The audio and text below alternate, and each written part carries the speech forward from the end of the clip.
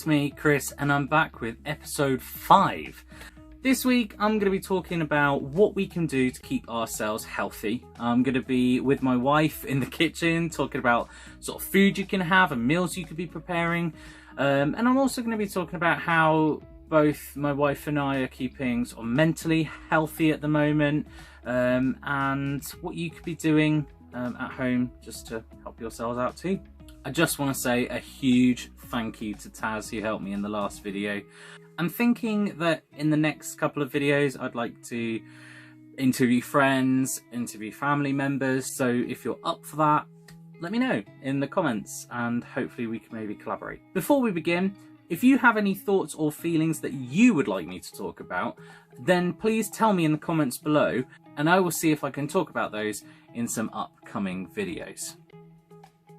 As time goes by, this is getting tougher and tougher, and I'm finding it increasingly more difficult to stay positive and perky. As you saw in the last video, like, I do get emotional and I do fall down sometimes. I just feel like it's important to know how to pick yourself back up again, and these videos are kind of my way of trying to make sure that I am staying mentally healthy and I'm releasing my thoughts out into the open. You don't have to video it like this, but you know, you could write it down in a diary, talking to a friend, talking to a family member, a loved one.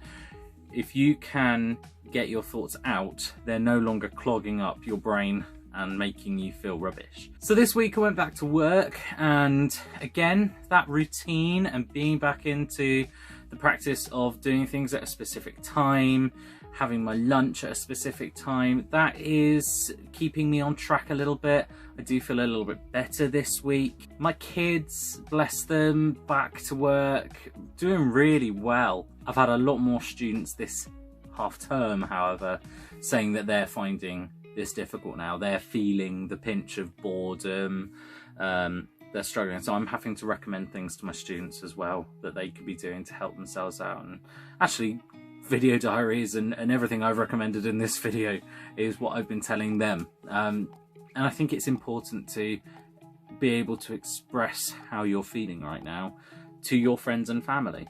I've received so much support from my friends after seeing these videos and being able to talk about little things and having people come up to me and go, oh my gosh, I'm feeling that too. That feels great. Of course, it's really, really, really important to stay physically healthy. My wife and I are trying to get out every other day. It's tricky to get out every day, but every other day for some exercise, a walk around our local town. And it just means that we can get out of the house, we can breathe some fresh air, but we're also obviously doing ourselves some good exercise-wise too. Obviously, there are some gym buffs out there who will still be doing all their crunches and insert gym jargon here because I don't know what it is and I like food. But if that's you, keep at it. I'm beyond impressed by people who can keep themselves motivated to do that. So keep it up and look after your bodies. I need to look after and maintain what I looked like at the beginning of lockdown. That means no excess snacking. That means I cannot get any bigger. But if you are, you know, really fit and you're very muscular, you want to look after that as well. So everyone's kind of got to look after the way their body was before lockdown.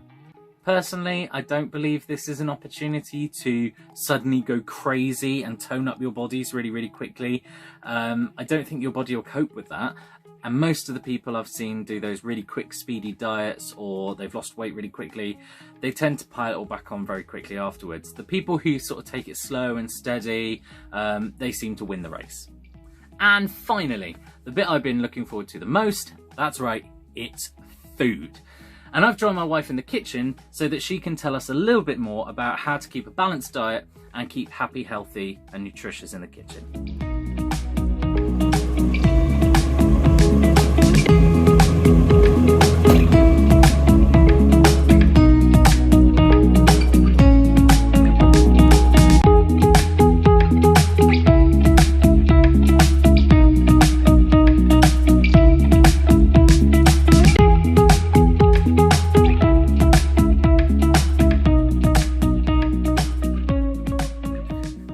I'm here in the kitchen now with my wife Sammy, who's going to tell us a few top tips of how to stay happy, healthy and nutritious while we're on lockdown. So in your homes, give it up for Sammy! Way!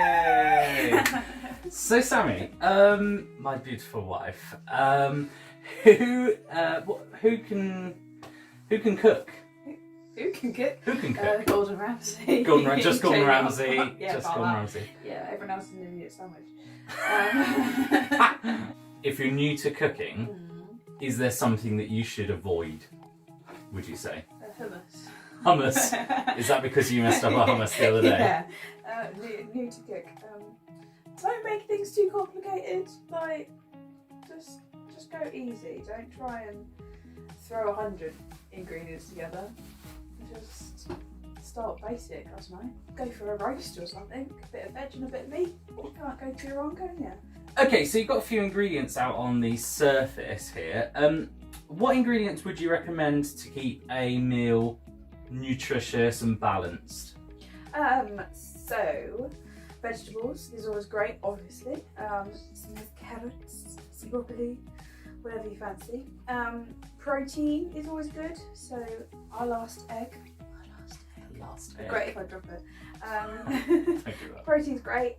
Chicken, fish, pulses, things like that. So even if you're veggie, go for bits like that. And carbs, so your potatoes or like rices, pasta, bits and pieces like that. There's a reason that we've got things like carrots and broccoli, because our daughter loves them, and our daughter's 8 months old and she likes to sort of mush them up. So we can boil these to death and get them nice and mushy, and then she can enjoy mashing it in her face. Yeah. Things like bananas as well, she loves them, so that seems to be quite good as well. So Sammy, in terms of adding flavour to a meal during lockdown using easy ingredients, what would you recommend? Garlic is a great thing to add. You don't need a lot of it. It goes a long way. You can add in pasta, pie, meat, veg, whatever you want really. If you just want a bowl of veg, bit of garlic, bit of chilli flakes over the top, bit of seasoning, delish. Nice. Yeah, bit of ginger. Ginger's good for you health wise as well as garlic. Again, you don't need a lot of it. A little bit of flavour just added in. So, if I was a vegetarian, which I'm not, if I was a vegetarian, what could I do during lockdown to replace some of those sort of, you know, like you get vegetarian pre-packed meals, or you get the vegetarian little bites. Maybe that would stop people going to the effort of really thinking about what they could supplement their meat.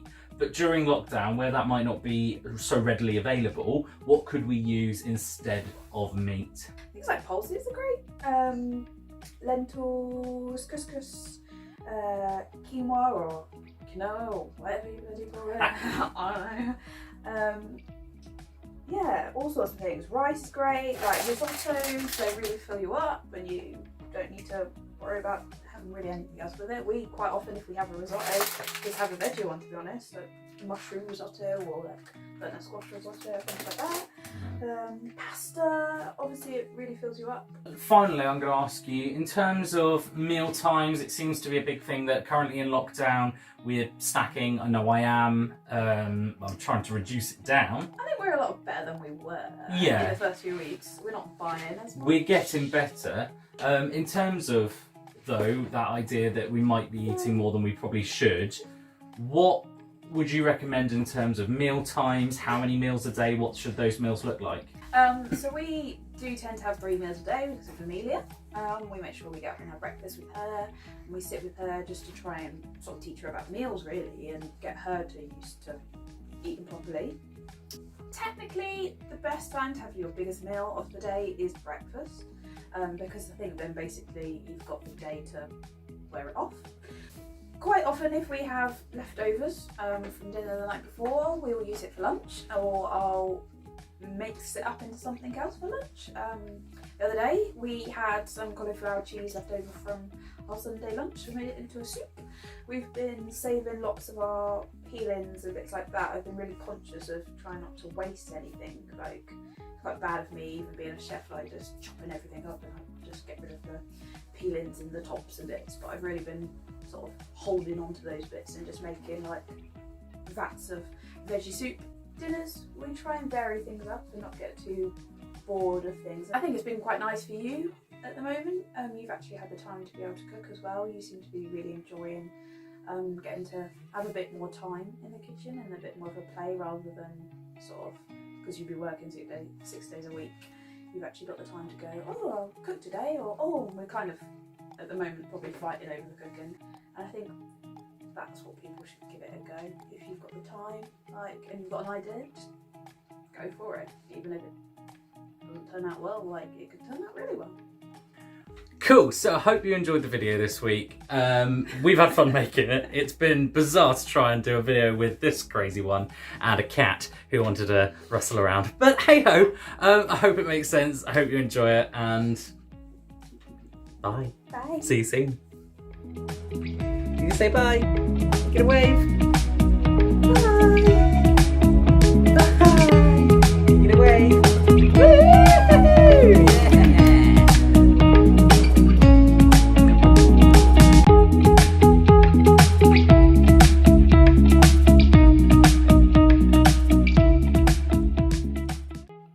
Hi, thanks for watching my videos. If you'd like to see any more of the videos I've posted, then you can find the links here and here. And if you'd like to subscribe, hit this button. Thanks for watching. See you later. Bye.